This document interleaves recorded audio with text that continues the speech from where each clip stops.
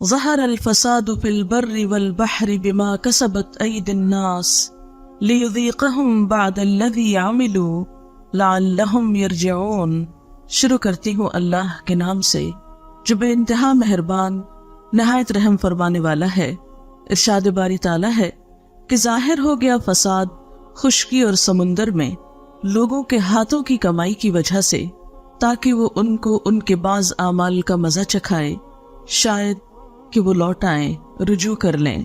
معزز خواتین، اس وقت جب ہم اپنے آس پاس کی دنیا پہ نظر دوڑاتے ہیں، خواہ ہم اپنے گھروں کو دیکھیں، خاندانوں کو دیکھیں، اپنے شہر کو دیکھیں یا اپنے ملک کو دیکھیں، یا مجموعی طور پر پوری دنیا کی صورتحال کو دیکھیں، تو یوں لگتا ہے جیسے چین رخصت ہو گیا ہو۔ دنیا دن بدن ایسے حالات سے دوچار ہوتی چلی جا رہی ہے کہ ہر شخص کا خوف بڑھتا جا رہا ہے، بے یقینی اور بے اعتمادی کے سائے پھیلتے چلے جا رہے ہیں، اور قرآن پاک کی یہ آیت بالکل سچی نظر آتی ہے کہ ظہر الفساد فی البر والبحر، ظاہر ہو گیا فساد خشکی پر بھی اور سمندر میں بھی، یعنی کوئی جگہ کوئی گوشہ دنیا کا ایسا نہیں رہا کہ جسے پرامن اور پرسکون جگہ کہا جا سکے۔ کچھ عرصہ پہلے تک جن علاقوں کو اور جن جگہوں کو امن کی جگہ کہا جاتا تھا، اور جہاں پر لوگ سمجھتے تھے کہ جا کر دنیاوی ترقی اور خوشحالی کے دروازے کھل جاتے ہیں، وہ جگہیں بھی اب محفوظ نہیں رہی، پرامن نہیں رہی۔ دنیا میں لوگ اس وقت جہاں بھی آباد ہیں کسی نہ کسی طرح پریشانی کا شکار ہیں۔ ایسے میں ہم کیا کریں؟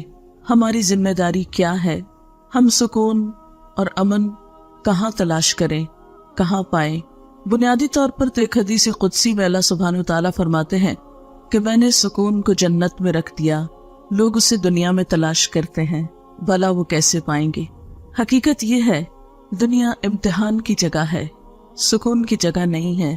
یہاں پر ہر شخص ایک محدود وقت کے لیے آیا ہے، تھوڑے عرصے کے لیے آیا ہے، اور ہر ایک سے دیکھا یہ جا رہا ہے کہ وہ کرتا کیا ہے، اور بالآخر ہم میں سے ہر ایک کو اپنے اعمال کے ساتھ واپس پلٹنا ہے، اور پھر ایک دن آئے گا کہ ہم سب کو اپنے رب کے حضور حاضر ہونا ہے، اور جو کچھ ہم یہاں پر کر رہے ہیں اپنی انفرادی زندگی میں یا اجتماعی زندگی میں، اس کا حساب کتاب دینا ہے، اور اس کے بعد جو زندگی شروع ہوگی وہ اصل زندگی ہوگی۔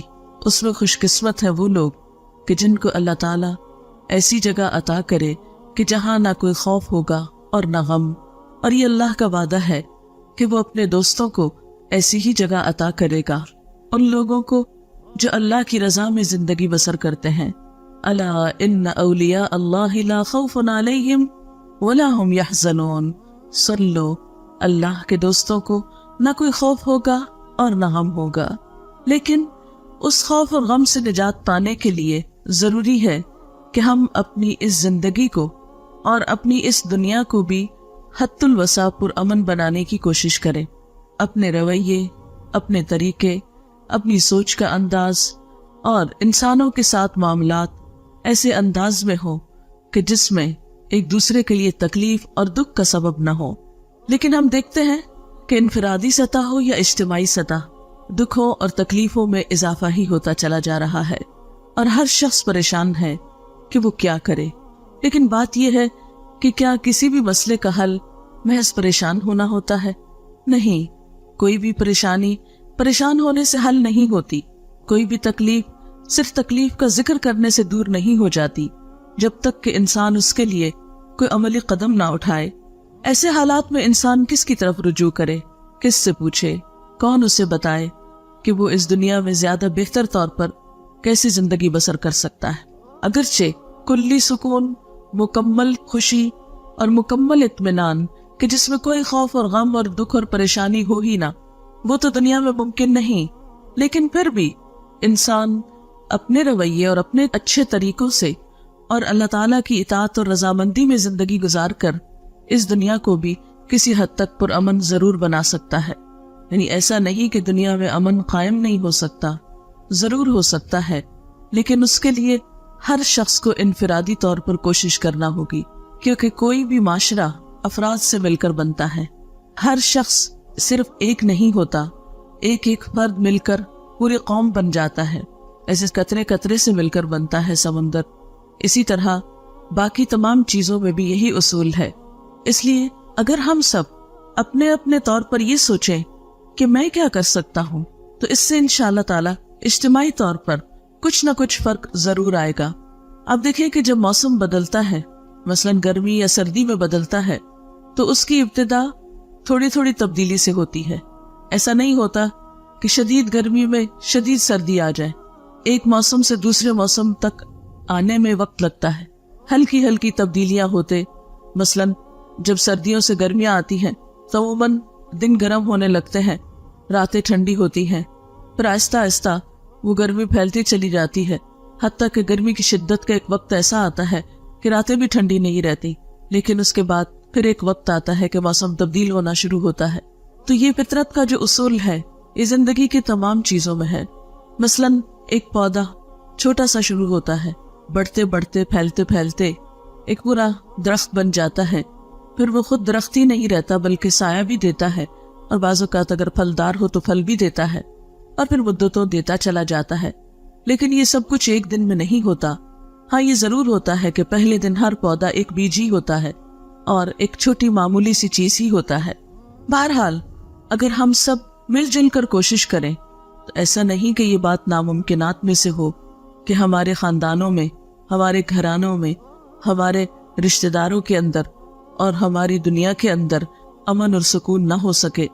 لیکن اس کے لیے ہمیں رجوع کرنا ہوگا اسی ہستی کی طرف جس نے ہمیں بنایا، جس کی طرف سے ہم آئے اور جس کی طرف ہمیں لوٹ کر جانا ہے. تو آئیے دیکھتے ہیں کہ وہ اس بارے میں کیا فرماتا ہے کہ ہمیں کیا کرنا چاہیے.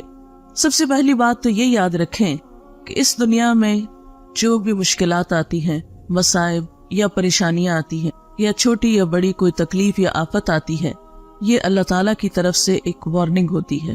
یہ بندے کو خبردار کرتی ہے، بندے کو جگاتی ہے، احساس دلاتی ہے، اس کو اس بات کا احساس دلاتی ہے کہ دیکھو کہیں تم غلطی پر تو نہیں. اسی کے بارے میں ہم دیکھتے ہیں کہ قرآن پاک میں اللہ تعالیٰ فرماتے ہیں وَلَنُذِيقَنَّهُم مِّنَ الْعَذَابِ الْأَدْنَىٰ دُونَ الْعَذَابِ الْأَكْبَرِ لَعَلَّهُمْ يَرْجِعُونَ، کہ اس بڑے عذاب سے پہلے ہم اسی دنیا میں کسی نہ کسی چھوٹے عذاب کا مزہ انہیں چکھاتے رہیں گے، شاید کہ یہ رجوع کر لیں. یعنی دنیا میں انسان کو چھوٹی چھوٹی تکلیفیں جو آتی ہیں وہ کس لیے آتی ہیں کہ انسان اپنی غلطی کا اعتراف کرے، اس پر معافی مانگے اور اپنی غلطی کا ازالہ کرتے ہوئے پھر اصل کی طرف لوٹے.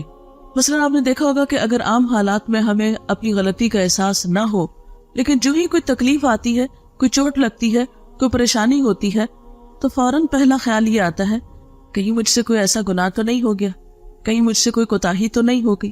اور یہ خیال ہر دل میں آتا ہے، ہر اس دل میں جو زندہ ہو، ہر اس انسان کے اندر یہ سوچ ایک دفعہ ضرور آتی ہے کہ میں نے کچھ کیا تو نہیں ایسا کہ میرا رب مجھ سے ناراض ہو گیا ہو. اگرچہ انسان پر تکلیفیں اور آزمائشیں امتحان کے طور پر بھی آتی ہیں، ضروری نہیں ہوتا کہ ہر وقت انسان گناہگار ہی ہو تو اس کے اوپر پکڑ آئے، لیکن پھر بھی عموماً یہی ہوتا ہے کہ اللہ تعالیٰ بندہ مومن کے ساتھ ایک احسان فرماتا ہے کہ اس کو اس کی غلطیوں کا احساس دلاتا رہتا ہے. عام طور پر آنے والی تکلیف اور انسان کی غلطی میں کوئی نہ کوئی مماثلت ہوتی ہے. مماثلت کا مطلب یہ کہ کوئی ریزمبلنس ہوتی ہے. عموماً ہم نے کسی کے ساتھ کچھ ایسا کیا ہوتا ہے تو اللہ تعالیٰ کسی بندے سے وہی چیز ہمارے لیے کروا دیتا ہے. بعض اوقات ہم نے اگر کسی کا حق مارا ہے تو کوئی دوسرا ہمارا حق مار جاتا ہے.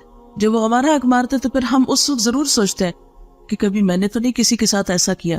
اور جس شخص کو یہ سوچ مل جائے، جس کے اندر یہ احساس پیدا ہو جائے کہ کہیں میں نے تو نہیں کسی کے ساتھ زیادتی کی، کہیں میرا تو کوئی قصور نہیں، وہی انسان دراصل اللہ تعالیٰ کی محبت کا مرکز ہوتا ہے. یہ اللہ کا خاص انعام ہوتا ہے کہ وہ بندے کو ایسی مثبت سوچ دے. کیوں؟ اس لیے کہ ایک حدیث میں آتا ہے جس بندے سے اللہ تعالیٰ کو محبت ہوتی ہے وہ اس کو آزما لیتا ہے. پیغمبروں سے اللہ تعالیٰ سب سے بڑھ کر محبت کرتا ہے، ان پر آزمائشیں بھی سب سے زیادہ آتی. اور صحابہ کرام میں ہم دیکھتے ہیں کہ جب دنوں تک ان پر کوئی پریشانی نہیں آتی تھی تو اس پر پریشان ہو اٹھتے تھے کہ کہیں ایسا تو نہیں کہ اللہ تعالیٰ ہمیں بھول گئے ہیں. اس کا یہ مطلب نہیں کہ انسان کو دکھ تکلیف مانگنی چاہیے، یہ پریشانی مانگنی چاہیے، نہیں. عافیت کی دعا کہ یا اللہ ہر تکلیف سے محفوظ رکھ، یہ اللہ تعالیٰ کی پسندیدہ ترین دعاؤں میں سے ہے یعنی اللہ تعالیٰ سے بندہ جو دعائیں مانگتا ہے اس میں اللہ تعالیٰ کو جو دعا بہت پسند آتی ہے وہ یہ دعا ہوتی ہے کہ یا اللہ تو مجھے خیر و عافیت سے رکھ. عافیت مانگنا اللہ تعالیٰ کو بہت پسند ہے. لیکن عافیت کی دعا، خیر خیریت کی دعا مانگنے کے باوجود اگر کوئی دکھ یا غم یا پریشانی آ جاتی ہے یا کوئی تکلیف پہنچ جاتی ہے تو پھر ایسے موقع پر انسان کو اللہ تعالیٰ کے بارے میں برا نہیں سوچنا چاہیے، ناراض نہیں ہونا چاہیے، دل میں برا گمان نہیں لانا چاہیے. ضرور سوچنا چاہیے کہ اللہ تعالیٰ ضرور مجھے کوئی سبق دینا چاہتا ہے، میری کوئی اصلاح چاہتا ہے، مجھ سے کوئی توبہ استغفار چاہتا ہے، رجوع چاہتا ہے، اپنے قریب کرنا چاہتا ہے.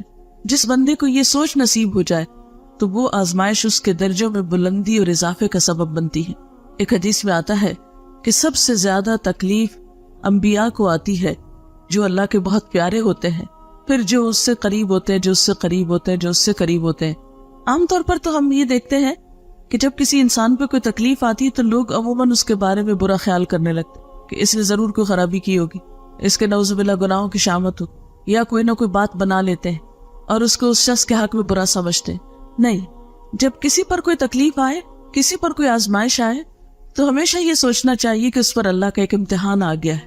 لیکن اگر اپنے پہ کوئی تکلیف آئے تو اپنے بارے میں یہ ضرور سوچنا چاہیے کہ کہیں مجھ سے کوئی غلطی تو نہیں ہوئی، کہیں میرے سے کوئی کوتاہی تو نہیں ہو گئی کہ جو اللہ تعالیٰ کو پسند نہیں آئی اور اب اللہ تعالیٰ مجھے یاد دلانا چاہتا ہے. اور واقعی ایسا ہوتا ہے کہ بعض اوقات ہمیں ایک بات بھولی بھی ہوتی ہے، ہم نے اللہ تعالیٰ سے عہد کیا ہوتا ہے یا کسی بندے سے کوئی وعدہ کر رکھا ہوتا ہے یا اور اسی طرح کا ہم نے کوئی گناہ یا قصور کیا ہوتا ہے اور پھر اس پہ توبہ کرنی بھی یاد نہیں رہتی، یا یہ کہ خوب اپنے آپ کو تعویلیں دے دیتے ہیں کہ نہیں ہمارا تو قصور ہی کوئی نہیں. اور جب چوٹ لگتی ہے، تکلیف پہنچتی ہے تو پھر انسان کو واقعی کھل کھل کے یاد آنے لگتا ہے کہ ہاں میں نے بھی تو فلاں کے ساتھ ایسا ہی کیا تھا. مثلا اگر ہمیں کوئی تکلیف کسی بندے کی طرف سے آئی یا یہ کہ میں نے کسی کا مذاق اڑایا تھا یا کسی کو تانا دیا تھا یا کسی کے بارے میں برا سوچا تھا تو اللہ تعالیٰ نے مجھے وہ میرے سامنے لا کر دکھایا. کیونکہ ایک حدیث میں آتا ہے کہ جب کسی بندے پہ کوئی تکلیف آتی ہے اور کوئی شخص اس پہ ہنستا ہے یا خوش ہوتا ہے، جس کو شماتت الاعداء بھی کہا جاتا ہے کہ دشمنوں کا خوش ہونا، کیونکہ ہوتا ہے انسانوں کے درمیان باہم جیلسیز ہوتی، سب لوگوں کو دوسروں کی نعمتیں اور بھلائیاں اچھی نہیں لگتی. ایسے میں جب کسی پہ تکلیف آتی ہے تو بعض اوقات تو بڑی ہمدردی آتی، لیکن بعض لوگ ایسے بھی ہوتے ہیں کہ جنہیں کسی کی تکلیف دے کر خوشی ہوتی، وہ دل میں خوش ہوتے ہیں، چلو اچھا ہے، مزہ چکھے، اس کو بھی پتہ چلے. یعنی اس طرح کی بھی شیطان نیگیٹو خیالات انسان کے دل میں بری باتیں ڈالتا ہے. اب ایسے وسوسے آنے پر انسان کو توبہ استغفار کرنی چاہیے کہ یا اللہ میں کسی کی تکلیف میں نہ ہنسوں، میں کسی کے نقصان پر نہ ہنسوں، میں کسی کے دکھ پر خوش نہ ہوں. کیوں؟ اس لیے کہ جب کوئی شخص کسی کے دکھ پر خوش ہوتا ہے تو اللہ تعالیٰ اس کو اسی میں مبتلا کر دیتا ہے اور اس شخص کو پھر اس سے نکال لیتا ہے. اسی لیے ہمیں نبی صلی اللہ علیہ وسلم نے وہ دعا سکھائی ہے، جب کسی مصیبت زدہ کو دیکھو تو دعا پڑھو، الحمدللہ الذی عافانی ممن ابتلاہ بہ، کہ اللہ کا لاکھ شکر ہے، سب تعریف اور شکر اس ذات کے لیے ہے جس نے مجھے عافیت میں رکھا، مجھے بچا کے رکھا، مجھے محفوظ رکھا اس مصیبت سے جس میں اس نے دوسرے کو مبتلا کیا. کیونکہ اللہ تعالیٰ کیا چاہتا ہے کہ اگر کسی ایک بندے پہ تکلیف آئے تو باقی بندے اسے ہمدردی کرے، اس کا دکھ بانٹے، اس کے کام آئے، اس کو اچھا مشورہ دے، اس کی اس تکلیف کو دور کرنے کی کوشش کرے. کیونکہ جب کوئی شخص کسی بندے سے تکلیف دور کرتا ہے تو اللہ تعالیٰ کا وعدہ ہے کہ اللہ تعالیٰ بھی اس بندے سے دنیا اور آخرت کی تکلیف دور کرے گا. یعنی اگر کوئی بندہ کسی کے کام آتا ہے تو اللہ تعالیٰ اس کے کام آئے گا. ایک اور حدیث میں آتا ہے کہ اللہ تعالیٰ اس بندے کی مدد میں رہتا ہے جب تک کہ وہ بندہ کسی بندے کی مدد کرتا رہتا ہے. آپ نے دیکھا ہوگا کہ چھوٹے بچے بعض اوقات گرتے ہیں یا انہیں کچھ چوٹ لگتی ہے تو سب ہنسنا شروع کر دیتے ہیں. یہ ہنسنے کا موقع نہیں ہوتا. ایسے میں بعض اوقات بے اختیار ہنسی آ بھی جاتی ہے. یعنی وہ کوئی ایسے اینگل پہ گرتا ہے یا کوئی ایسے شکل ہو جاتی ہے اس کی کہ انسان ایک دم اپنے ہنسی پہ کنٹرول نہیں کر سکتا، لیکن فوراً ہی توبہ استغفار کرنی چاہیے. ہنسنے کا موقع نہیں ہوتا. ویسا کوئی چھلکے سے پھسل گیا، کسی کی ہڈی ٹوٹ گئی. اب دیکھیں لوگ جو اپریل فول مناتے ہیں اس میں بھی کیا کرتے ہیں، دوسروں کو پریشان کر کے، دوسروں کو تکلیف دے کے خود ہنس رہے ہوتے ہیں. تو یہ ہمارے معاشرے کی ایک ٹریجڈی ہے، دوسروں کے دکھ میں ہنسنا، دوسروں کی مصیبت میں خوش ہونا، کبھی ظاہری اور کبھی دل میں. لیکن جو بندہ اس عادت بد کا شکار ہو اسے یاد رکھنا چاہیے کہ جب تک وہ خود اس مصیبت میں مبتلا نہ ہوگا وہ دنیا سے نہیں جائے گا. کیونکہ یہ اللہ کا وعدہ ہے کہ دوسروں کی مصیبت پہ ہنسنے والے کو موت سے پہلے اس مصیبت میں مبتلا کروں گا۔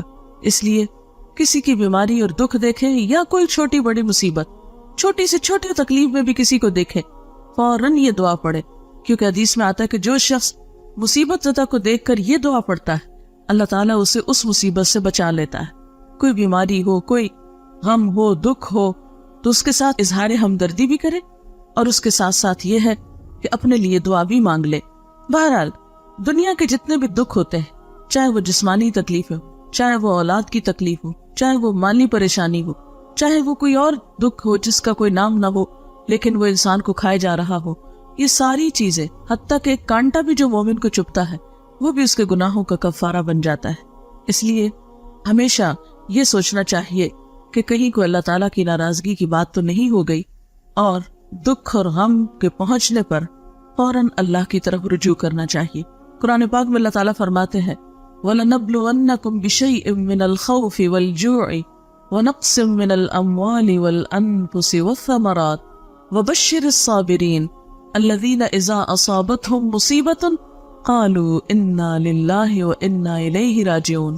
ہم ضرور آزمائیں گے تم کو ساتھ کسی بھی چیز کے خوف میں سے، جانوں اور مالوں کے نقصان میں سے، اور پھلوں کے نقصان میں سے، اور خوشخبری دے دو صبر کرنے والوں کو کہ جب انہیں کوئی مصیبت پہنچتی ہے تو فوراً کہتے ہیں ہم اللہ کے لیے ہیں اور اسی کی طرف لوٹ کے جانے والے، یعنی ہم بھی اللہ کی طرف سے آئے ہیں، اسی نے ہمیں یہاں رہنے کا موقع دیا اور واپسی بھی اسی کی طرف۔ فرمایا اولئک علیہم صلوات من ربہم ورحمہ، ایسے ہی لوگوں پر رب کی طرف سے نوازشیں ہوں گی اور اللہ کی رحمت بھی ایسے لوگوں پر آئے گی۔ اس لیے فوراً اللہ سے رجوع کی دعا کرنی چاہیے۔ ایک صحابی آپ صلی اللہ علیہ وسلم کے پاس تھے کہ آپ کا چراغ بجھ گیا، یعنی جیسے لائٹ چلی جاتی ہے، تو اس موقع پر آپ نے انا للہ پڑھا۔ اس نے کہا کہ کیا چراغ کے بجھنے پہ بھی انا للہ پڑھا جاتا ہے؟ تو آپ نے فرمایا کیا یہ مصیبت نہیں ہے؟ یعنی لائٹ کا جانا بھی تو ایک مصیبت ہوتی۔ تو ایسے موقع پر بھی انسان فوراً اللہ کو یاد کرے، چھوٹی تکلیف ہو یا بڑی تکلیف ہو، جسمانی ہو یا روحانی ہو، مالی ہو یا بدنی ہو، کچھ بھی ہو، کسی انسان نے کوئی تانا دے دیا، کوئی بےزتی کر دی، کوئی کچھ کر دیا، اس موقع پر بھی فوراً اللہ کی طرف رجوع کرنا چاہیے۔ قرآن پاک میں اللہ تعالیٰ فرماتے ہیں وَأَنِيبُوا إِلَىٰ رَبِّكُمْ وَأَسْلِمُوا لَهُ مِن قَبْلِ أَن يَأْتِيَكُمُ الْعَذَابُ ثُمَّ لَا تُنصَرُونَ، اور پلٹ آؤ اپنے رب کی طرف اور مطیع بن جاؤ، یعنی اطاعت کرنے لگو اس کی، اس سے پہلے کہ تم پہ عذاب آ جائے اور پھر کہیں سے تمہیں مدد نہ مل سکے، یعنی اس سے پہلے کہ بڑی مصیبت میں پھنسو اپنے رب کی طرف پلٹ آؤ، لوٹ آؤ، معافی مانگ لو، اسے راضی کر لو، کیونکہ ویسے بھی جانا تو اس کی طرف ہے نا۔ خدا نہ خواستہ اس سے بڑی کوئی پریشانی آ گئی کہ جس میں زندگی سے بھی ہاتھ دھونا پڑ گیا، اللہ نہ کرے، تو پھر کیا ہوگا؟ پھر کیا وہ دکھائے گے اس کو؟ پھر مرنے کے بعد تو کوئی اس کو راضی کر نہیں سکتا۔ یہی ایک چانس ہے، یہی ایک موقع ہے کہ اللہ تعالیٰ سے انسان گڑ گڑا کے دعائیں مانگے اور اس سے معافی مانگے اپنے سارے قصوروں کی کہ اللہ اگر یہ تکلیف تیری کسی ناراضگی کی وجہ سے آئی ہے تو میں اپنے سارے قصوروں کا اعتراف کرتا ہوں تاکہ تو مجھ سے راضی ہو جائے۔ اس لیے کہ اگر رب راضی تو ہر چیز انسان کے لیے آسان ہے، اور اگر وہ ناراض ہے تو دنیا کی ساری خوشیاں انسان کے لیے ہیج ہے۔ سب سے بڑا غم انسان کا یہ ہونا چاہیے کہ میرا رب مجھ سے راضی ہو جائے۔ پھر اسی طرح آپ دیکھیں کہ بعض تکلیفیں تو ذاتی ہوتی ہیں لیکن بعض تکلیفیں قومی اور اجتماعی ہوتی ہیں۔ آج کے دنیا میں اس وقت ہم دیکھتے ہیں کہ امت مسلمہ پہ ایک بہت سخت وقت ہے، ہماری آزادیاں خطرے میں ہیں، ہماری جان و مال خطرے میں ہے ایک طرح سے، اور اتنے انپریڈکٹیبل حالات ہیں کہ کسی چیز کو آپ پریڈکٹ نہیں کر سکتے کہ یہ ہوگا یا وہ ہوگا، کچھ نہیں پتا کیا ہوگا۔ جو بھی ظلم و ستم دنیا میں ہوتا ہے ہم یہ نہیں کہہ سکتے کہ یہ تو اس پر ہوا اور ہمیں کچھ نہیں ہو سکتا۔ ہمارا یہ رویہ نہیں ہونا چاہیے، ہمیں فوراً سوچنا چاہیے کہ ایسا ان کے ساتھ کیوں ہوا، کیا وجہ تھی، یہ حالات وہاں کیوں پیش آئے، اور خدا نہ خواستہ کہیں ایسا تو نہیں کہ ہم بھی کسی ایسے ہی رستے پہ چلے جا رہے ہوں، کہیں ایسا تو نہیں کہ ہم بھی اللہ تعالیٰ کی ناراضگی کے کام کر رہے ہوں ایک قومی حیثیت میں۔ اسی لیے اللہ سبحانہ وتعالیٰ قرآن پاک میں فرماتے ہیں وَاتَّقُوا فِتْنَةً لَا تُصِيبَنَّ الَّذِينَ ظَلَمُوا مِنْكُمْ خَاصَّةً، بچو اس فتنے سے کہ جو تم میں سے صرف ان لوگوں کو خاص طور پہ نہیں پہنچے گی، یعنی جس کی شاوت، جنہوں نے تم میں سے ظلم کیا۔ وَاعْلَمُوا أَنَّ اللَّهَ شَدِيدُ الْعِقَابِ، اور جان لو بے شک اللہ سخت سزا دینے والا ہے۔ یعنی کسی قوم پر خدا نہ خواستہ جب کوئی عذاب یا مصیبت آتی ہے تو یہ نہیں ہوتا کہ اس میں سے یہ کہا جائے کہ ہاں فلاں فلاں تو بڑا نیک تھا، اس کو باہر نکال لیا جائے. نہیں، پھر جب ایسی آزمائشیں اور آفات اور مصیبتیں آتی، خدا نہ خواستہ کہیں زلزلہ ہو، کہیں اور ایسی تکلیف ہو، تو پھر یہ نہیں ہوتا کہ چند لوگوں کو وہاں سے نکال لیا جائے یا بچا لیا جائے. وہ تو پھر آٹے کے ساتھ گن بھی پس جاتا ہے. اور ہم دیکھتے ہیں کہ ایک حدیث میں بھی اس طرح کا مفہوم آتا ہے کہ جب کسی قوم پر اجتماعی عذاب آتا ہے تو اس میں نیک و بد سب مارے جاتے ہیں. پھر قیامت کے دن ہر شخص اپنی نیت کے ساتھ اٹھے گا. یعنی دنیا میں تو جب تکلیف آتی ہے تو سب پر پھر یکساں آتی ہے. پھر اس وقت فرق نہیں ہوتا الا یہ کہ اس کے لیے انسان پہلے سے اللہ سے توبہ کرے، رجوع کرے اور اپنی حالت بہتر بنانے کی کوشش کرے. لیکن ایک دفعہ اگر کوئی ایسی چیز آ جائے تو پھر اس میں فرق نہیں رہتا. اس کے لیے انسان کو کیا کرنا چاہیے؟ انڈیویجولی اور اجتماعی سطح پر استغفار کرنا چاہیے، اللہ سے توبہ کرنی چاہیے کہ یا اللہ ہم اپنے سارے قصوروں کا اعتراف کرتے ہیں، اپنے سارے گناہ مانتے ہیں، تو ہمیں معاف کر دے، دنیا میں بھی عزت کی زندگی عطا کر اور آخرت میں بھی ذلت سے محفوظ رکھ. قرآن پاک میں اللہ سبحانہ وتعالیٰ فرماتے ہیں وَأَنِ اسْتَغْفِرُوا رَبَّكُمْ ثُمَّ تُوبُوا إِلَيْهِ يُمَتِّعْكُمْ مَتَاعًا حَسَنًا إِلَىٰ أَجَلٍ مُّسَمًّى وَيُؤْتِ كُلَّ ذِي فَضْلٍ فَضْلَهُ وَإِن تَوَلَّوْا فَإِنِّي أَخَافُ عَلَيْكُمْ عَذَابَ يَوْمٍ كَبِيرٍ. اور یہ کہ تم اپنے رب سے معافی چاہو اور اس کی طرف پلٹ آؤ تو وہ ایک مدت خاص تک تم کو اچھا سامان زندگی دے گا اور ہر صاحب فضل کو اس کا فضل عطا کرے گا. لیکن اگر تم منہ پھیرتے ہو تو میں تمہارے حق میں ایک بڑے ہولناک دن کے عذاب سے ڈرتا ہوں. اسی طرح حضرت ہود علیہ السلام نے اپنی قوم سے یہی کہا وَيَا قَوْمِ اسْتَغْفِرُوا رَبَّكُمْ ثُمَّ تُوبُوا إِلَيْهِ يُرْسِلِ السَّمَاءَ عَلَيْكُمْ مِدْرَارًا وَيَزِدْكُمْ قُوَّةً إِلَىٰ قُوَّتِكُمْ وَلَا تَتَوَلَّوْا مُجْرِمِينَ. اور اے میری قوم کے لوگو، اپنے رب سے معافی چاہو پھر اس کی طرف پلٹ آؤ، وہ تم پر آسمان کے دہانے کھول دے گا، یعنی خوب بارشیں برسیں گی اور تمہاری موجودہ قوت پر مزید قوت کا اضافہ کرے گا. مجرم بن کر منہ نہ پھیرو. یعنی انسان کو دنیا میں قوت حاصل کرنے کا طریقہ کیا بتایا گیا کہ تم اپنے رب کو راضی کرو، کیونکہ حقیقت یہ ہے کہ جس کے ساتھ اللہ کی مدد ہو، جس کے ساتھ اللہ تعالیٰ کی رحمت ہو، پھر وہ شخص کہیں بھی نقصان نہیں اٹھاتا، کیونکہ اس کائنات کی سب سے بڑی قوت اللہ کی قوت. اور جس نے اپنے رب کو راضی کر لیا اس نے سب سے مضبوط سہارے کو تھام لیا، وہ اللہ کی حفاظت میں آ گیا. اور جو اللہ کی حفاظت میں آ جائے اسے کوئی بھی پھر نقصان نہیں دے سکتا. اور اللہ کی حفاظت میں آنے کے لیے کیا نسخہ ہے؟ استغفار کا نسخہ ہے. اور قرآن پاک میں الگ الگ کے علاوہ سب کو مل کر بھی استغفار کرنے کے لیے کہا گیا ہے. ارشاد باری تعالیٰ ہے وَتُوبُوا إِلَى اللَّهِ جَمِيعًا أَيُّهَا الْمُؤْمِنُونَ لَعَلَّكُمْ تُفْلِحُونَ. اور توبہ کرو اللہ کی طرف سارے مل کر، اکٹھے ہو کر. جمیعاً ایھا المؤمنون، اے مومنو، لعلکم تفلحون، تاکہ تم کامیاب ہو جاؤ. اب اللہ تعالیٰ سے استغفار کا طریقہ کیا ہے؟ ایک تو یہ کہ انسان اپنی زبان میں استغفار کرے، اکیلے کرے یا ایسے جیسے اکٹھے کہیں بھی کسی مجلس میں ہے. مرد حضرات تو روز نمازوں میں جمع ہوتے ہیں، جمعے میں ہوتے ہیں اور بڑے بڑے اجتماعات میں ہوتے ہیں. اب ہم دیکھتے ہیں کہ مثلاً ملک میں جیسے ملین مارچ تو بہت ہو رہے ہیں، لیکن میں نے ابھی تک تو نہیں پڑھا، شاید میرا علم اتنا نہ ہو، کسی ملین مارچ میں سب نے مل کر کو استغفار کی ہو. ٹھیک ہے، دوسروں کو ان کی غلطیوں پہ بلیم کرتے ہیں، لیکن اس کے ساتھ ساتھ ہمیں اپنی غلطیوں کو دیکھنا چاہیے. ہم مسلمانوں کو اپنے قصوروں کو بھی دیکھنا چاہیے کہ ہم میں کہاں ہے اتحاد، کہاں ہے ایک دوسرے کا دکھ درد، کہاں ہے ایک دوسرے کو کلمہ حق کہنے کی عادت. کہ کوئی خرابی کر رہا ہو تو ہم اس کو اچھی طرح بلائیں، یا کوئی اگر غلط کام کر رہا ہے تو عموماً ہم کہتے ہیں ٹھیک ہے اس کی مرضی، کرتا ہے تو کرتا رہے. ہم دیکھتے بھی ہیں تو سمجھاتے نہیں. مثلا آپ کسی خاندان میں ہی دیکھ لیں، پہلے کیا ہوتا تھا کہ گھر کے بڑے بزرگوں کا ایک مقام ہوتا تھا کہ کہیں پر بھی خاندان میں کوئی خرابی، کہیں کوئی زیادتی دیکھتے تھے تو مل ملا کر اس کو ٹھیک کرنے کی کوشش کرتے تھے. کہیں کسی کے اوپر کوئی آفت مصیبت ہوتی تھی تو سب پہنچ کر اس کی مصیبت میں اس کا ہاتھ بٹاتے تھے. لیکن اب آپ دیکھیں کہ زندگیاں کیا ہیں، ہر کوئی اپنی دنیا میں مصروف ہے. کسی پہ اچھا وقت ہے تو ہمیں کیا، اور کسی پہ اگر تکلیف ہے تو ہمیں کیا. کوئی آگے بڑھ کر کسی کی مدد کرنے کو تیار نہیں ہوتا. یہ رویہ جو ہے یہ سب کے لیے نقصان دہ ہوتا ہے. آج اگر کوئی تکلیف ہے تو کل ہم خدا نخواستہ ہو سکتے ہیں. اگر آج ہم کسی کے کام نہیں آتے تو کل کوئی ہمیں کیوں پوچھے گا. انسان تنہا زندگی نہیں بسر کر سکتا، انسان کو انسان کی ضرورت ہے. اس لیے زندگی گزارنے کا یہ رویہ اور یہ نسخہ کہ انسان صرف اپنی ذات کی فکر کرے، صرف اپنے آپ میں رہے، انتہائی نقصان دہ رویہ ہے، انتہائی نقصان دہ طریقہ ہے. کیونکہ کوئی بھی انسان اکیلا سب کچھ نہیں کر سکتا.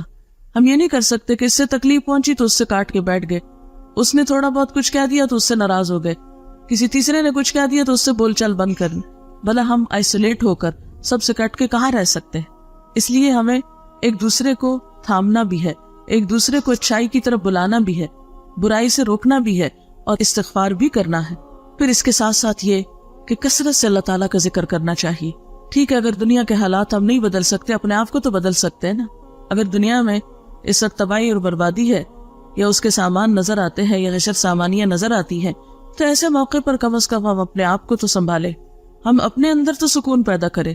تو اس کے لیے کیا ہے, یا ایھا الذین آمنوا اذکروا اللہ ذکرا کثیرا وسبحوہ بکرۃ واصیلا. اے لوگو جو ایمان لائے ہو, اللہ کو یاد کرو کثرت کے ساتھ, بہت زیادہ اس کا ذکر کرو, اور صبح و شام اس کی تسبیح بیان کرو. اس لیے اٹھتے بیٹھتے چلتے پھرتے کثرت سے اللہ کا ذکر کرنا چاہیے, اس لیے کہ الا بذکر اللہ تطمئن القلوب.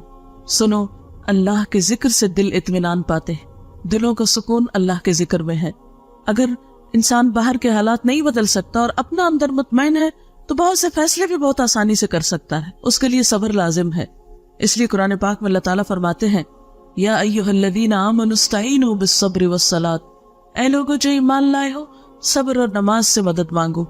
یعنی مشکلات میں کیا کرو, صبر کے ساتھ اور اللہ سے مدد مانگتے ہوئے آگے بڑھنا چاہیے, کیونکہ ہر چیز اللہ کے ہاتھ میں ہے. اور جب اس سے مانگیں گے, اسے پکاریں گے اور وہ دعا سنے گا, تو اس سے بڑھ کر کسی کے پاس کوئی نسخہ نہیں ہے کسی بھی مسئلے کو حل کرنے کا. ٹھیک ہے, ہم دل کا بوجھ ہلکا کرنے کے لیے بہن بھائیوں سے شیئر کرتے ہیں, دوستوں سے شیئر کرتے ہیں, لیکن یاد رکھیے کہ ان کے پاس کوئی جادو کی چھڑی نہیں ہے. جادو کے اندر کیا طاقت ہے کہ جادو کی چھڑی کو ہم علاج سمجھے, وہ بھی کوئی چیز نہیں ہے. تو اصل مدد جو ہے وہ اللہ کی طرف سے آتی ہے, اور اس کے لیے انسان کو پھر نفل حاجت پڑھ کر اللہ تعالیٰ کی طرف رجوع کرنا چاہیے. اور پھر خاص طور پر یہ دعا پڑھنی چاہیے, ربنا افرغ علینا صبرا وثبت اقدامنا وانصرنا علی القوم الکافرین. اے ہمارے رب, ہم پر صبر ڈال دے اور ہمارے قدم جما دے, اور کافر قوم پر ہمیں مدد عطا فرما. فتنوں اور مصیبتوں اور آفتوں سے بچنے کے لیے خاص طور پر اللہ تعالیٰ سے دعا کرنی چاہیے کہ اللہ تعالیٰ ہمیں محفوظ رکھے. رسول اللہ صلی اللہ علیہ وسلم نے فرمایا, دعا نازل شدہ آفات اور جو بھی نازل نہیں ہوئی سب کے لیے فائدہ مند ہے. یعنی دعا کا کرنا جو ہے وہ بہت فائدہ مند ہے. ان مصیبتوں کے لیے بھی فائدہ مند ہے جو آ چکی ہوں, اور ان مصیبتوں میں بھی دعا فائدہ دیتی ہے جو ابھی نہ آئی ہوں. اس لیے اللہ کے بندوں خوب دعا کرو. اس کے بعد یہ ہے کہ قرآن پاک سے مضبوط تعلق قائم کرنا چاہیے, کیونکہ قرآن پاک نجات کا ذریعہ ہے. رسول اللہ صلی اللہ علیہ وسلم نے فرمایا, ان قریب ایک بڑا فتنہ سر اٹھائے گا. صحابی نے عرض کیا, اس فتنے میں ذریعہ نجات کیا ہوگا؟ یعنی فتنہ تو ہوگا, مصیبت تو ہوگی, پھر ہم کیسے بچیں گے اس سے؟ فرمایا, اللہ کی کتاب یعنی قرآن حکیم ایک ایسا نسخہ ہے کہ جس کے ذریعے انسان فتنوں سے محفوظ رہ سکتا ہے. اس کتاب میں تم سے پہلے گزرے ہوئے لوگوں کے حالات ہیں, تم سے بعد ہونے والی باتوں کی خبر ہے, تمہارے آپس کے معاملات کا فیصلہ ہے. جو کوئی اسے چھوڑ کر کسی اور بات کو اپنی ہدایت کا ذریعہ بنائے گا, اللہ اسے گمراہ کر دے گا. اللہ کی مضبوط رسی یہی ہے, یہی حکمتوں سے بھری ہوئی یاد دہانی ہے, یہی بالکل سیدھی راہ ہے. جس نے اس کے ساتھ بات کی سچ کہا, جس نے اس میں عمل کیا اجر پائے گا, اور جس نے اس کی بنیاد پہ فیصلہ کیا اس نے انصاف کیا. اس لیے انفرادی زندگی ہو یا اجتماعی زندگی ہو یا قومی زندگی ہو, ان سب میں نجات کا ذریعہ صحیح اور درست فیصلے, بہترین رہنمائی اور اللہ کی مدد کا ذریعہ اللہ کی کتاب کو تھامنا ہے. اور حقیقت یہ کہ اللہ تعالیٰ نے یہ کتاب بھیجی ہماری رہنمائی کے لیے تھی کہ جب دنیا میں مشکلات ہو, تکلیفیں اور پریشانیاں ہوں تو پھر ہم کیا کریں. لیکن ہم زیادہ اس سے کیا رہنمائی لیتے ہیں, اچھا کہ اس مشکل میں کیا وظیفہ پڑھ لیں. یہ کتاب وظیفوں کی کتاب نہیں ہے. ذالک الکتاب لا ریب فیہ ھدی للمتقین, یہ کتاب جس میں کوئی شک نہیں متقی لوگوں کی ہدایت کے لیے آئی ہے. یہ ہمیں بتاتی ہے کہ ہمارا معاملہ اپنی ذات کے ساتھ کیا ہونا چاہیے, رشتہ داروں کے ساتھ کیا ہونا چاہیے, اور باقی مسلمانوں کے ساتھ کیا ہونا چاہیے, پوری دنیا کے لوگوں کے ساتھ کیا ہونا چاہیے. زندہ رہنے کے بہترین اصول کیا ہیں, ہر معاملے میں یہ گائیڈ کرتی ہے. اللہ تعالیٰ فرماتے ہیں کہ لَقَدْ أَنزَلْنَا إِلَيْكُمْ كِتَابًا فِيهِ ذِكْرُكُمْ, ہم نے تمہاری طرف کتاب اتاری ہے جس میں تمہارا اپنا ذکر ہے, تمہاری ہی باتیں ہیں. تو جس چیز میں ہمارا ذکر ہے, ہماری باتیں, اور ہم ہی نہ پڑھے تو ہمیں کون پھر گائیڈ کر سکتا ہے, کون ہمیں رہنمائی دے سکتا ہے. اور اسی کے بارے میں اللہ سبحانہ وتعالیٰ نے ہمیں خاص ہدایت دی ہے، کتاب انزلناہ الیک مبارک لیدبروا آیاتہ ولیتذکر اولو الالباب، ایک کتاب جسے ہم نے اتارا ہے بہت برکت والی، تاکہ لوگ اس کی آیات میں غور و فکر کریں اور عقل والے اس سے نصیحت پکڑیں، یعنی اس کی روشنی میں زندگی بسر کر کے زندگی کی بہت سی مشکلات سے نپٹیں۔ پھر اس کے بعد یہ ہے کہ آپ صلی اللہ علیہ وسلم نے یہ بھی فرمایا، خیرکم من تعلم القرآن وعلمہ، تم میں بہترین ہیں وہ لوگ جو قرآن سیکھیں اور سکھائیں، یعنی اگر آتا ہے تو دوسروں کو سکھائیں، اگر نہیں آتا تو سیکھنے کی کوشش کریں۔ اور چونکہ اس کتاب کو مبارک کتاب کہا گیا، برکتوں والی کتاب کہا گیا، اس لیے یہ ہو نہیں سکتا کہ جو شخص اس کے ساتھ تعلق رکھے پھر اس کی زندگی میں خیر و بھلائی نہ آئے۔ پھر اس کے بعد یہ ہے کہ جو یہ کتاب پڑھتے جائیں اور اچھے کاموں کے کرنے کا موقع ملے، سمجھ آئے، تو پھر ان کاموں میں دیر بھی نہ کی جائے۔ نبی صلی اللہ علیہ وسلم نے فرمایا، بادروا بالاعمال فتنا کقطع اللیل المظلم، لوگوں نیک کام کرنے میں جلدی کرو ان فتنوں سے پہلے جو ایک تاریک رات کے ٹکڑوں کی طرح ہر طرف چھائے ہوئے ہوں گے، یعنی اس سے پہلے کہ نیکی کی مہلت چلی جائے اور ایسی مصیبتیں اور آفات اور پریشانیاں اور فتنے آ جائے کہ جو کالی رات سے بھی زیادہ سیاہ ہوں، کہ جن میں انسان کو پھر یہ سمجھ نہ آئے کہ وہ جائے کدھر۔ آج کل بھی جب میں اخبار پڑھتی ہوں یا میں دیکھتی ہوں ٹیلی ویژن پہ نیوز وغیرہ، تو میں جب عراقی لوگوں کا حال دیکھتی ہوں تو میں سوچتی ہوں کہ بھی ہماری طرح کے انسان ہے۔ آج ہی میں شاید پڑھ رہی تھی کہ 3 ارب ڈالر کا بارود جو ہے وہ استعمال ہوا ہے۔ آپ خود سوچے کہ کبھی ایسا ہوتا ہے نا 14 اگست کو جب کبھی فائر ورکس ہوتا ہے تو جس رات کو ہوتا ہے، اب یقین کریں کہ ساری رات ایسا لگتا ہے کہ جیسے ہر طرف سے بارود کی اور مسالے کی بو آ رہی ہو اور دھواں دھواں دھواں، ایک بے چینی سی ہوتی۔ میں سوچ رہی تھی کہ جس ملک کے اندر اتنا بارود پھٹا، جس ملک کے اندر کئی فٹ کی اور کئی میٹر کی گہرائی تک جا کے بم پھٹے، وہاں کے لوگوں کے نیندیں اور آرام اور ان کا سانس لینا، اور جہاں پانی نہ ملتا ہو، جہاں بجلی نہ ہو، آپ دیکھیں چند گھنٹوں کے لیے بجلی جاتی ہے تو کیا برا حال ہو جاتا ہے، جہاں دنوں بجلی نہ ہو، جہاں اسپتالوں میں بجلی نہ ہو، جہاں ہر طرف ایک افراتفری اور لوٹ مار ہو، جہاں بچے جو ہیں وہ اپنی زندگی سے ہاتھ دھو رہے ہوں، جہاں زخمیوں کی مرہم پٹی کرنے والا کوئی نہ ہو، جہاں اسپتالوں میں مورچریز میں پڑے ہوئے مردے تعفن چھوڑ رہے ہوں، ان کو دفنانے والا نہ ہو کوئی، تو آپ خود سوچ سکتے ہیں کہ وہاں لوگوں کی زندگی کتنی اجیرن ہوگی، کیسی آزمائش ہوگی۔ بچوں کو چھوٹی سی کوئی تکلیف ہوتی ہے تو ہم بے چین ہو اٹھتے ہیں۔ آج ہی صبح میں ایک تصویر دیکھ رہی تھی اور بچہ فوت ہو چکا تھا، تو اس کی ماں اس کا ہاتھ پکڑ کے اسے چوم رہی تھی، اور بچے کا منہ ایسے کھلا تھا جیسے نیند میں عام طور میں بچوں کا منہ کھل جاتا ہے۔ ایسے ماں کا حال دیکھ کے بالکل صبر نہیں مجھے آ رہا تھا کہ یا اللہ، ہم بھی مائیں ہیں اور ہم اپنے بچوں کو ذرا سی دیر نہ دیکھے تو ہمیں چین نہیں آتا۔ یہ بھی انسان ہے، یہ بھی مائیں ہیں، اور ان کو اپنے کوئی مستقبل کا نہیں پتا کہ امن ہوگا کہ نہیں، زندگی ہوگی کہ نہیں، کھانے کو ملے گا کہ نہیں، کاروبار بنے گے کہ نہیں، جابز ملیں گی کہ نہیں، ہر چیز کی بے یقینی۔ یہ ساری آفت جو ہے یہ اگر انسانوں کے گروہ پہ آ گئی ہے تو آپ دیکھ ہی رہے ہیں کہ دنیا میں باتیں کیا ہو رہی ہیں کہ اب کس کی باری ہے۔ حیرت ہوتی ہے مجھے ایسی باتیں سن کر اور کر کے کہ ہم کس بات کے انتظار میں بیٹھے، اب کس کی باری، یعنی یوں لگتا ہے جیسے میچ کھیلا جا رہا ہو اور ایک دوسرے سے پوچھ رہے ہو کہ اب کس کی باری ہے، یعنی کس قدر افسوسناک حال ہے اور کتنی بے حسی ہے کہ بجائے اس کے کہ ہم اللہ سے توبہ کریں اور استغفار کریں، ہم اس انتظار میں بیٹھے کہ اب کسی باری، کوئی کھیل ہے، کوئی میچ ہے کہ جس کو ہم دیکھ کے لطف اندوز ہو رہے ہیں۔ تو ایسے موقعوں پر جو نیکی اپنی ذاتی حد تک خود کسی کو احساس دلا کے یہ کوئی نیکی کا اچھا کام ہم کر سکتے ہیں تو وہ تو کم از کم کریں۔ آپ نے فرمایا کہ نیک اعمال کرنے میں دیر نہ کرو، کوئی پتہ نہیں کل کا دن کیسا ہو، کوئی پتہ نہیں کہ اگلا سال کیسا ہو، کل کا وقت کیسا آئے، اس لیے جو خیر بھلائی آج کر سکتے ہو اسے نہ ٹالو۔ اور اس میں آپ دیکھیں کہ سب سے پہلے ہمیں اپنے فرائض پورے کرنے چاہیے۔ ہم نماز میں سستی کر دیتے، اچھا ابھی پڑھی ہے چلو پھر پڑھ لیں گے، ابھی نیند آ رہی ہے، ابھی ذرا ہم بازار میں ہیں، ابھی ہم وہاں جا رہے ہیں، ابھی جلدی ہے، کوئی نہ کوئی بہانہ کر کے ہم نمازیں چھوڑے رکھتے۔ آپ دیکھیے نماز وہ چیز ہے کہ جس کا قیامت کے دن سب سے پہلا سوال ہوگا، اگر یہی پوری نہیں تو آگے وہ کیا دکھائیں گے؟ یا تو ہم یہ کہیں کہ ہم نے مرنا نہیں، یا یہ کہیں کہ مرنے کے بعد جی نہیں اٹھنا، یا یہ کہیں کہ کوئی حساب کتاب ہے ہی نہیں۔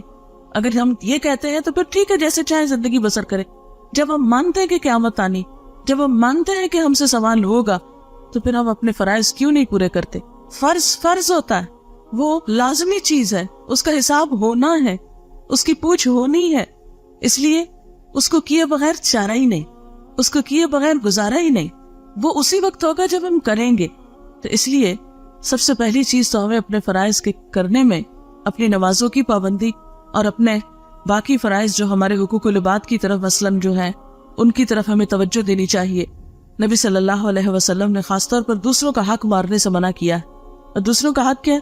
مثلا بہن بھائیوں کا حق مار جانا، یا دوسروں کا حق مار کے ایک بچے کو دے دینا، یا اسی طرح کے اور بہت سے ظلم و ستم کے معاملات ہمارے معاشرے میں ہوتے رہتے ہیں. مثلا ہمارے یہاں لڑکیوں کو وراثت سے محروم کر دیا جاتا ہے، یا اسی طرح یہ ہے کہ جو رشتہ دار کمزور ہوتے ہیں یا یتیم بچے ہوتے ہیں، بعض اوقات ان کی پراپرٹی پہ، ان کے مال پہ، ان کی چیزوں پہ قبضہ کر لیا جاتا ہے. تو یہ ساری ظلم کی قسمیں ہیں.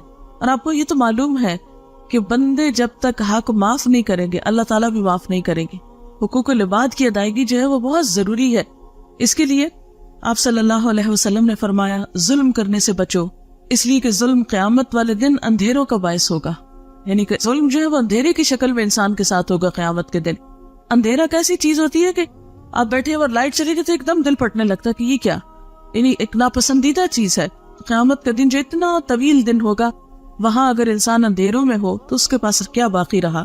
پھر اسی طرح یہ ہے کہ صدقہ خیرات کا خصوصی اہتمام کرنا چاہیے. کسی بھی آفت، تکلیف، مصیبت پہ تھوڑا ہو یا زیادہ کچھ نہ کچھ صدقہ ضرور کرنا چاہیے.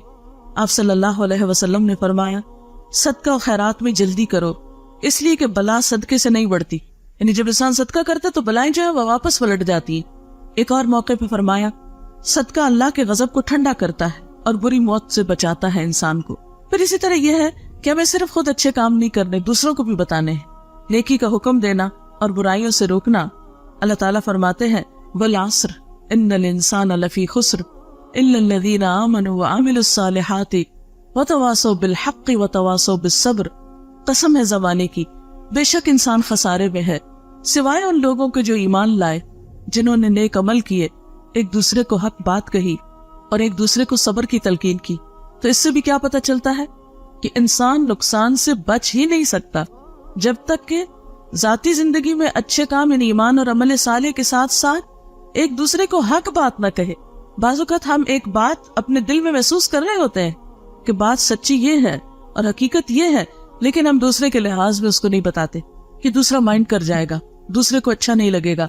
یہاں ہم دیکھ رہے ہیں کہ اللہ تعالیٰ قسم کھا کے فرما رہے ہیں، زمانے کی قسم ہے، انسان نقصان میں ہے جب تک کہ یہ چار کام نہ کرے. ایک دوسرے کو حق بات نہ کہے، ایک دوسرے کو سچی بات نہ بتائے، ایک دوسرے کی خیر خواہی نہ کرے، اور ایک دوسرے کو تکلیف اور دکھ اور مصیبت کے وقت تھامے نہیں، صبر کی تلقین نہ کرے. پھر اسی طرح آپ صلی اللہ علیہ وسلم نے فرمایا قسم ہے اس ذات کی جس کے ہاتھ میں میری جان ہے، تم ضرور نیکی کا حکم دو گے، ضرور برائی سے روکو گے، ورنہ قریب ہے کہ اللہ تعالیٰ تم پر اپنی طرف سے کوئی عذاب بھیج دے، پھر تم اس سے دعائیں کرو گے لیکن وہ قبول نہیں کی جائیں گی. یعنی جب تک تم نیکی نہ پھیلاؤ، جب تک لوگوں کو برے کاموں سے نہ روکو، ظلم و زیادتی سے نہ روکو، تو پھر ایسا نہ ہو کہ تم پہ وہ وقت آ جائے کہ تمہاری دعائیں نہ قبول ہوں. پھر اس کے ساتھ ساتھ یہ کہ لوگوں کو آپس میں جوڑنے کی کوشش کرنی چاہیے. امت مسلمہ کا ہر دور میں بہت بڑا المیہ یہ رہا ہے کہ وہ آپس میں ایک دوسرے کے دشمن رہیں، ان کے دل پھٹے رہیں، اور شیطان کا یہ سب سے بڑا وار ہوتا ہے کہ ان کو آپس میں لڑاؤ. یعنی کتنے افسوس کی بات ہے کہ سب ایک رب کو مانے، ایک دین کو مانے، ایک کتاب کو مانے، ایک مقصد مانے زندگی کا، اور پھر آپس میں ایک دوسرے سے جڑ کے نہ رہیں. اور یاد رکھیں ایک دوسرے سے صرف اس وقت جڑا جا سکتا ہے جب انسان دوسروں کی غلطیوں کو معاف کر دے، ان کی غلطیوں سے درگزر کرے، ان کی برائی کے جواب میں اچھائی کرے. ادفع باللتی ہی احسن فاذا الذی بینک وبینہ عداوۃ کأنہ ولی حمیم. کوئی برا کر بھی جائے تو تم برائی کا جواب کس سے دو؟ اچھے طریقے سے دو. تو پھر وہ شخص جس کے اور تمہارے درمیان عداوت ہے وہ ایسے ہو جائے گا جیسے دلی دوست، ولی حمیم، گہرے دوست کی طرح ہو جائے گا دشمن بھی. لیکن آج افسوس یہ کہ دشمنوں کو تو دور کی بات کہ ہم دوست بنائیں، ہم نے تو دوستوں کو دشمن بنا لیا ہے، اپنے بھی دشمن بنتے جا رہے، اپنے بھی ایک دوسرے سے دور ہوتے چلے جا رہے ہیں. یہ انسان کے لیے کوئی اچھی علامت تو نہیں، یہ اللہ کی رحمت کی علامت تو نہیں. اللہ کی رحمت، اللہ کا احسان، اور انسان اس دنیا میں اس وقت نعمتوں سے متمتع ہوتا ہے جب انسان خوش ہوتا ہے انسانوں کے بیچ میں. آپ اکیلے خوش نہیں ہو سکتے، اکیلے کتنا ہنسیں گے؟ اگر آپ سب سے کٹ کے اپنی ذات میں رہنا شروع کر دیں کتنا ہنسیں گے آپ ہنس بھی نہیں سکتے. آپ روتے ہو، کوئی آپ کو آنسو پوچھنے والا نہیں ہوگا. اصل میں آپ صلی اللہ علیہ وسلم نے فرمایا کیا میں تم کو بتاؤں کہ قیامت کے دن مجھ سے سب سے زیادہ قریب کون لوگ ہوں گے؟ مجلس کے اعتبار سے یعنی سب سے قریب میرے کون بیٹھے ہوں گے؟ وہ لوگ جو منکسر المزاج ہوں گے، المعطئون اکنافا، کندھے جھکا کے رکھنے والے یعنی عاجزی برتنے والے، الذین یألفون ویؤلفون، وہ لوگ جو محبت کرتے ہیں اور کیے جاتے ہیں، وہ دوسروں سے محبت کرتے ہیں اور دوسرے ان سے محبت کرتے ہیں۔ یعنی قیامت کے دن اللہ کے رسول صلی اللہ علیہ وسلم انہی لوگوں کو اپنے قریب کریں گے کہ جو محبت دینا اور لینا جانتے ہیں۔ ان بندوں میں کوئی خیر نہیں کہ جو کسی کو محبت دے نہ سکے اور محبت کروا نہ سکے۔ نفرتیں خریدنا بڑا آسان ہے، آپ ایک دو سنا دیں کسی کو، وہ آپ کی جان کا دشمن ہو جائے گا، کیا مشکل ہے۔ لیکن کسی انسان کو، اور وہ بھی اس کو کہ جو آپ سے دور بھاگتا ہو، آپ سے برا کرتا ہو، اس کو اپنا بنانا، یہی تو امتحان ہے، یہی تو ایک آزمائش ہے۔ اور جو شخص ان تکلیفوں پہ صبر کر سکتا ہے وہی ایک خوشحال زندگی بسر کر سکتا۔ خیر تنہا ہونے میں نہیں ہے، خیر مل جل کے رہنے میں ہے۔ جب خاندانوں کے اندر آپس میں محبتیں ہوتی تھی، آپس میں کھلے دل سے لوگ ایک دوسرے کو ملتے تھے تو اس کو انجوائے بھی کرتے تھے۔ جب سے ہم صرف اپنی ذات کے لیے بھلائی اور خیر اور صرف خود خوش ہونا چاہتے اور ہم سکڑتے چلے جا رہے تو اس میں حقیقی خوشیاں نہیں رہی۔ مثلاً ایک بہو ہی آتی، پہلے تو سب سے شوہر کو اس کے ماں باپ سے کاٹتی ہے، پھر جب بچے پیدا ہوتے تو ان کو رشتہ داروں سے کاٹ دیتی ہے، اور صرف ایک یکرخا خاندان اپنے میکے کے ساتھ ہی جوڑ کے رکھنے کے ادھوری خوشیاں پاتی۔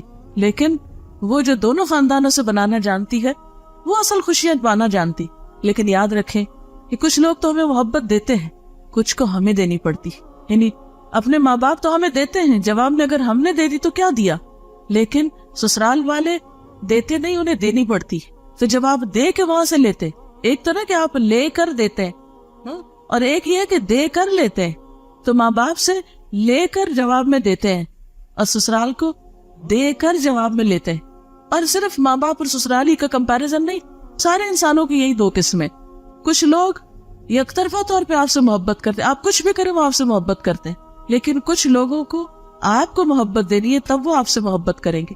اس میں آپ کا کیا کمال ہے کہ کوئی خود سے ہی آپ سے محبت کر رہا ہے؟ اس میں آپ کا تو کمال نہیں، آپ کا کمال اس میں ہے کہ جو آپ سے کٹے، جیسے وہ حدیث قدسی میں آتا ہے، جو مجھ سے کٹے میں اس سے جڑوں۔ لیکن ہم اکثر یہ بھی معلوم کرنے کی کوشش نہیں کرتے کہ کوئی مجھ سے کٹ رہا ہے تو کیوں کٹ رہا ہے۔ ہم کہتے ہیں ٹھیک ہے تم روٹھے ہم چھوٹے، نہیں بولتے تو نہ بولو، جاؤ۔ یہ تو تکبر کی علامت ہے، یہ تو انا پرستی۔ اس انا پرستی کا نتیجہ کیا ہوگا؟ یہ ہمیں کہاں پہنچائے گی؟ کتنی خوشیاں دے گی؟ کتنا دین کا فائدہ ہوگا؟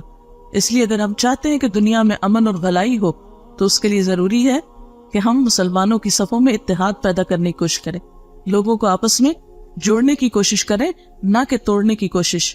وَاعْتَصِمُوا بِحَبْلِ اللَّهِ جَمِيعًا وَلَا تَفَرَّقُوا، خصوصاً دین کے نام پر کہ اللہ کی رسی کو سب مل کے مضبوطی سے تھامو، اور اللہ کی رسی اللہ کی کتاب ہے، قرآن۔ تو یہ اکیلے اکیلے نہیں تھاما جا سکتا اور نہ تھام کے رہ سکتے جب تک کہ آپ مل جل کر نہ اسے تھامیں۔ اور اس کے لیے تعصب، جلد بازی، بد اخلاقی، زبان درازی اور غیبت سے بچنا ہوگا۔ اس کے بغیر اتحاد نہیں پیدا ہوتا۔ اختلاف کے باوجود خیر خواہی، وسعت قلب، دل بڑا کر لیں، کیا ہوا؟ احترام انسانیت کو ملحوظ خاطر رکھیں، بے بنیاد باتوں، توہمات، بے فائدہ تبصروں اور بحث مباحثے سے پرہیز کریں۔ بعضوں کا جرا شروع کر دیتے ہیں، ہم چھوٹی چھوٹی باتوں پر اپنی رائے ٹھوسنے کی یا مسلط کرنے کی کوشش کرتے ہیں، اس سے بھی پر خرابی پھیلتی۔ ہر قسم کے حالات، غم ہو یا خوشی، امن ہو یا جنگ، تعمیری کاموں کی رفتار میں کمی نہ آنے دیں، اور پھر اللہ پہ بھروسہ رکھیں، کیونکہ اگر اللہ کی مدد انسان کے ساتھ ہو تو کوئی نقصان نہیں دے سکتا۔ يَنْصُرْكُمُ اللَّهُ فَلَا غَالِبَ لَكُمْ، اگر اللہ تمہاری مدد کرے گا تو تم پہ کوئی غالب نہیں آ سکتا۔ وَإِن يَخْذُلْكُمْ، اگر وہ تم کو چھوڑ دے گا، فَمَنْ ذَا الَّذِي يَنْصُرُكُمْ مِنْ بَعْدِهِ، تو کون ہے جو اس کے بعد تمہاری مدد کرے؟ وَعَلَى اللَّهِ فَلْيَتَوَكَّلِ الْمُؤْمِنُونَ، اور اللہ پر ہی بھروسہ رکھنا چاہیے مومنوں کو۔ ہر معاملے میں اللہ کی طرف رجوع ضروری ہے، اور پھر اللہ تعالیٰ کا وعدہ سچا ہے کہ مدد ضرور آئے گی، لیکن اس کے لیے تمہیں آگے بڑھنا ہوگا، اور وہ کیا ہے؟ یا ایھا الذین آمنوا، اے لوگو جو ایمان لائے، ان تنصروا اللہ ینصرکم ویثبت اقدامکم، اگر تم اللہ کی مدد کرو گے تو اللہ تمہاری مدد کرے گا اور تمہارے قدم جما دے گا۔ یعنی تم اللہ کے دین کی خدمت کرو گے، اللہ کی طرف رجوع کرو گے تو اس کی مدد بھی تمہاری طرف آئے۔ اگر تم اسے یاد نہیں کرو گے تو وہ تمہیں نہیں یاد کرے گا، اللہ کا وعدہ ہے۔ فَاذْكُرُونِي أَذْكُرْكُمْ، تم مجھے یاد کرو میں تمہیں یاد رکھوں گا۔ پھر اسی طرح وَلَيَنْصُرَنَّ اللَّهُ مَن يَنْصُرُهُ، اللہ ضرور مدد کرے گا اس کی جو اس کی مدد کرے گا۔ اور اللہ کی مدد، اللہ کو ویسے تو مدد نہیں چاہیے، اللہ کی مدد سے مراد اللہ کے دین کی مدد ہے، اللہ کے دین کی خدمت ہے۔ لیکن اگر ہم اس کے دین کی مدد نہیں کریں گے، ہم آگے نہیں بڑھیں گے، تو وہ کیوں آگے بڑھے؟ اگر ہم اس کے دین کی خدمت نہیں کریں گے تو وہ پھر ہمارے لیے دنیا کے امن اور خوشحالی کو کیوں لائے؟ اور پھر آخری بات یہ کہ صرف باتیں ہی کرنے سے کام نہیں چلے گا جب تک کہ ہمارا عمل نہ بدلے، ہم ٹھوس کام نہ کریں، واقعی پروڈکٹیو کام نہ کریں۔ صرف نعرے بازی کرنا یا لفاظی کرنا یا جذباتی باتیں کرنا، اس سے کام نہیں چلے گا۔ اس کی بجائے ٹھوس بنیادوں پہ کام کرنے کی ضرورت ہے۔ ہر شخص صرف ماتم کر کے یا ایک دوسرے کو برا بھلا کہہ کے یا صرف غم میں آنسو بہا کے یہ سمجھے کہ ہم کامیاب ہو جائیں گے انفرادی یا قومی سطح پر، تو یہ کافی نہیں۔ اس کے لیے ہمیں تعلیم اور تربیت اور ہر طرح کے ہنر اور ٹیکنالوجی میں آگے بڑھنا ہوگا، اور یہ کام صرف باتوں سے نہیں ہوتا، اس کے لیے لمبی محنت اور کوشش کی ضرورت ہوتی۔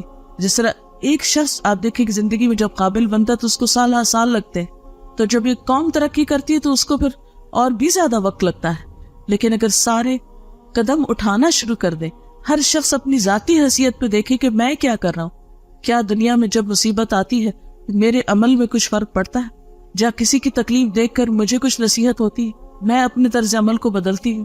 اور چند ایک سوال ہیں، ہم سب اپنے آپ سے پوچھیں کہ کیا میں اپنا وقت ضائع تو نہیں کرتی؟ کیا میں نے سستی، کاہلی اور غفلت چھوڑ دی ہے؟ کیا میرے تعمیری کاموں میں کچھ تیزی آئی ہے؟ یعنی میں اپنا وقت زیادہ اچھے پروڈکٹیو کاموں میں گزارتی ہوں؟ کیا میرے معمولات میں کچھ تبدیلی آئی ہے؟ کیا میں نے زندگی کو محض سیر و تفریح اور صرف شاپنگ اور صرف گپ شپ اور پارٹنگ، صرف یہی زندگی کو سمجھ رکھا ہے، یا کچھ تعمیری کام بھی میری زندگی میں ہے؟ کیا میں نے اپنے اندر اخلاقی خوبیاں پیدا کی ہیں اور برائیوں سے بچنا شروع کیا ہے؟ کیا میں نے اللہ کے دین کی خدمت کے لیے کوئی قربانی کی ہے؟ اگر آج مجھے موت آ جائے تو میں اللہ